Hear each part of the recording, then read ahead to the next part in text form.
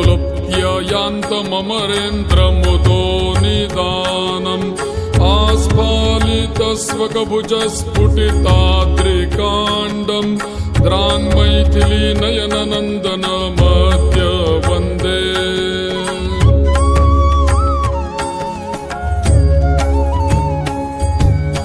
मध्ये निशाचरमहाभयदुर्विषह्यम् घोराद्भूतव्रतमियं यददश्चचार पत्येतदस्य बहुधा परिणामदूतं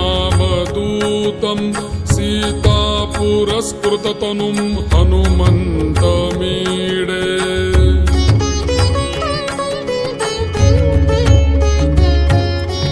यः पादपङ्कजयुगं रघुनाथपत्न्या नैराश्यरूषितविरक्तमपि स्वरागैः प्रागेव रागी विदधे बहुवन्दमानो वन्देऽञ्जनाजनुषमेष विशेषतुष्ट्यै।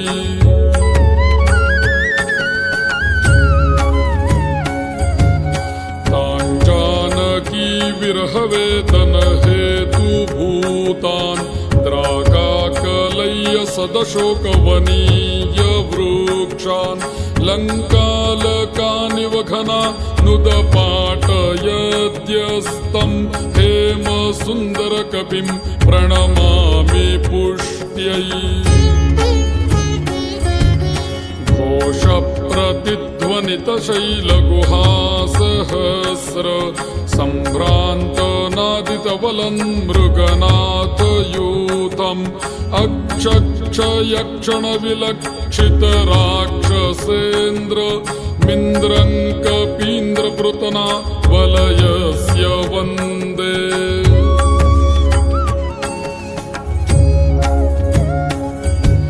हेलाविलङ्घितमहार्णवमप्यमन्दम् घूर्णद्गदा विहति वीक्षत राक्षसे।